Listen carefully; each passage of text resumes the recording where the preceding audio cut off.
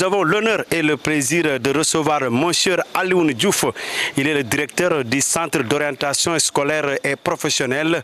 C'est dans le cadre d'une rencontre ici à Toubab Dialaw, d'une rencontre de coordination entre sa structure et le Centre académique d'orientation scolaire et professionnelle et les directeurs et chefs de service du ministère de l'Éducation nationale. Monsieur le directeur, bonsoir. Bonsoir, monsieur Mané. On va parler d'abord des objectifs de cette rencontre de Toubab Dialaw. Cette rencontre est particulièrement importante pour le secteur de l'éducation. C'est comme un rituel inscrit dans l'agenda du ministère de l'Éducation nationale et qui, chaque année, permet au directeur national, au directeur du Centre national d'orientation, d'entrer en concertation avec les directeurs des centres académiques de l'orientation scolaire et professionnelle, y associant différents directeurs et chefs de service du ministère de l'Éducation nationale, et vise en fait cette rencontre 4 objectifs. Dans un premier temps, faire le bilan des activités de l'année passée, ce qui permet, et c'est un autre objectif, de se projeter sur l'année à venir. Et cette rencontre aussi est l'occasion pour nous de partager les bonnes pratiques. Parce que les KOSP étant implantés dans différentes régions qui n'ont pas les mêmes réalités, même si nous déroulons un plan de travail annuel, des fois il est important que, confrontés à certaines réalités spécifiques dans leur région d'exercice, que les directeurs des KOSP se réunissent pour échanger entre eux, enrichir leurs pratiques. Cette rencontre est également, et enfin je vais en terminer par là, à chaque fois l'occasion d'étudier les innovations qu'il y a dans notre secteur. Et nous sommes dans un secteur où les choses vont très vite, que ce soit en matière d'information ou en matière d'accompagnement. Et il y a toujours des innovations qui sont là qu'il nous faut intégrer à nos pratiques.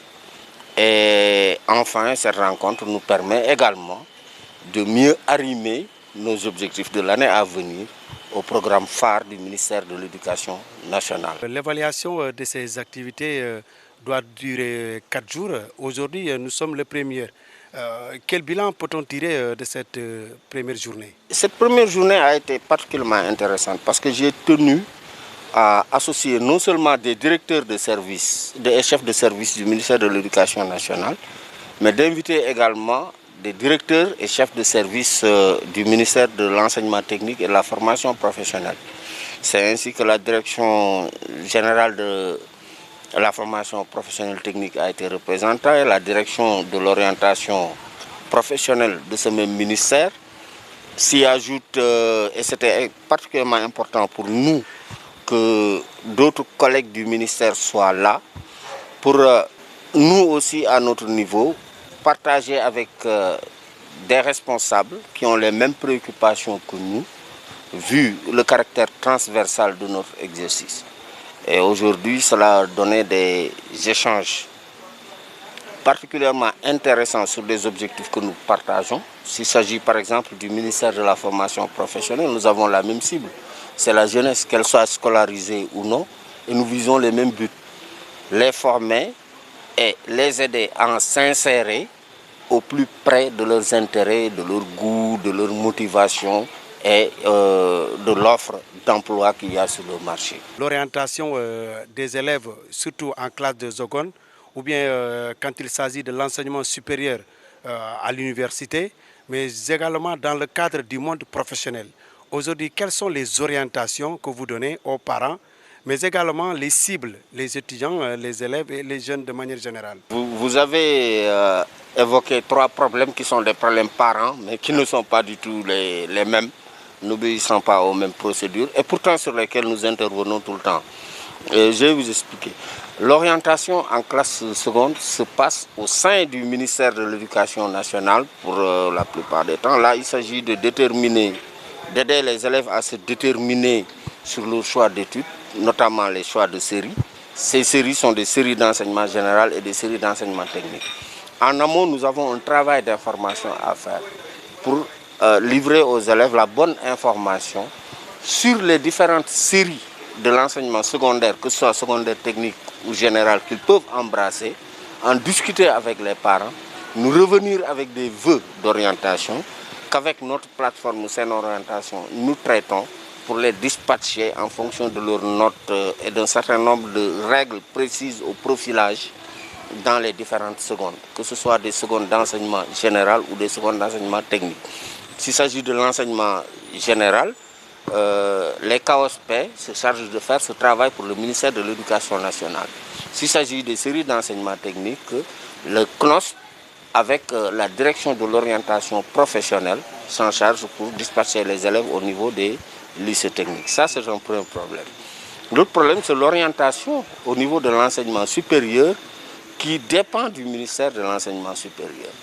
Une fois que nous avons orienté en seconde, que ce soit technique ou générale, la continuité de notre activité avec ces apprenants, c'est de les accompagner jusqu'en terminale et les préparer à faire des choix pertinents dans l'enseignement supérieur qui correspondent à leur inspiration, ou bien des choix pertinents dans l'enseignement supérieur professionnel qui correspondent à leurs aspirations.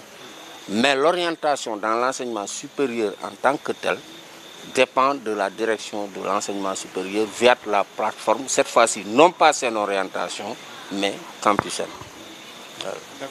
Et pour ce qui est de l'insertion professionnelle, et c'est d'ailleurs pour cette raison qu'on avait tenu à inviter la direction de l'insertion professionnelle, qui sont plus au fait des mécanismes d'insertion et des possibilités existantes, ce qui nécessite une collaboration avec les centres d'orientation qui s'occupent au quotidien de la plupart des apprenants. 2024-2025, une dernière question, quel bilan vous pouvez tirer de vos travaux?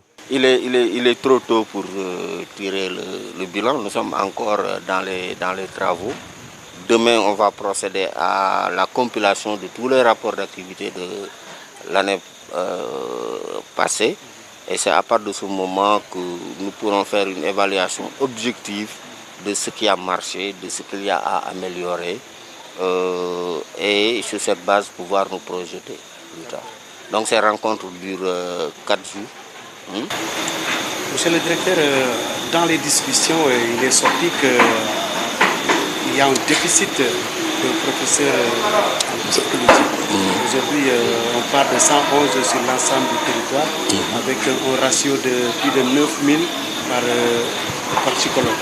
Ouais. Conseiller. Aujourd'hui, vous ne trouvez pas que l'urgence est là? Ouais, effectivement, c'est un de nos tendons d'Achille, vu notre population scolaire, parce que nous sommes censés couvrir du préscolaire au moyen secondaire général.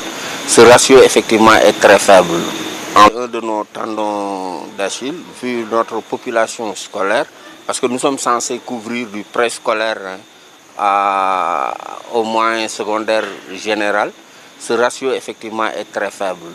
Environ moins de 120 psychologues conseillers sur l'ensemble du territoire national. Il y a des cas même qui sont très dépourvus en personnel technique, à savoir en psychologue conseiller.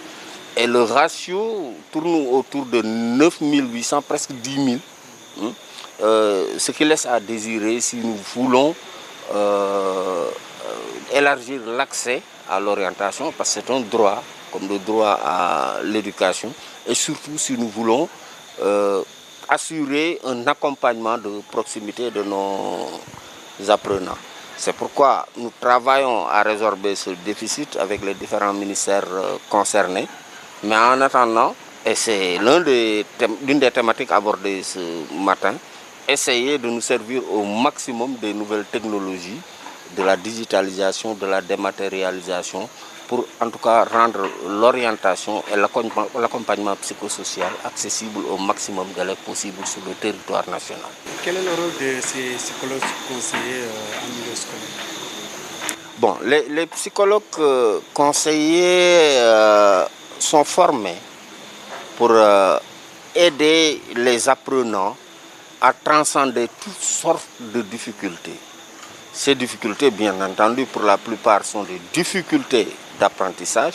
Là, nous sommes assez outillés pour cela, pour les diagnostiquer, les identifier, les référencier et les prendre en charge. Ces difficultés peuvent être des problèmes psychosociaux également, hein, ou des problèmes de santé mentale qui se posent de plus en plus. Là aussi, les personnels des CAOS et du CNOS sont assez bien étudiés, outillés pour aider en cela. Nous aidons aussi les parents à bien gérer leur parentalité, si la demande existe. Et en réalité, notre action ne se limite pas seulement aux apprenants, hein, mais notre action est extensible à tous les acteurs du système éducatif, hein, qu'ils soient apprenants, qu'ils soient parents, qu'ils soient enseignants ou qu'ils soient personnels administratifs, qui ont besoin d'un accompagnement psychosocial ou de conseils pour la réception de difficultés scolaires, que ce soit de leurs propres apprenants ou de leurs enfants. Au terme de cette rencontre de Toubab Dialaw, une rencontre nationale, qu'est-ce que vous attendez concrètement des acteurs? J'attends des différents directeurs qui sont ici, qu'ils s'approprient les objectifs de la refondation dans laquelle le ministère de l'Éducation nationale est à fond. Cela passera nécessairement par une réflexion critique sur nos pratiques afin de les améliorer et de les arrimer aux objectifs de cette refondation. De réfléchir sur leurs pratiques au quotidien et de proposer des solutions durables. Bien entendu, ça ne va pas se faire en une année ou deux, mais en tout cas d'impulser une nouvelle dynamique qui permette d'accompagner la société éducative à la réalisation de ces objectifs, au centre desquels se trouve la réussite des apprenants et leur épanouissement mental et social. Mesdames, Messieurs, merci. Nous sommes au terme de cet entretien. Nous recevons aujourd'hui Alioune Diouf. Alioune Diouf, merci beaucoup. Merci beaucoup, M. Mané. Je rappelle que vous êtes le directeur du Centre d'orientation scolaire et professionnelle. C'en est tout, mesdames, messieurs. Je rappelle qu'à la caméra, c'est Teddy Hassan Djedjou, ici à Toubab Dialaw. Merci pour la prochaine fois. Merci de rester fidèle au programme de Canal Éducation.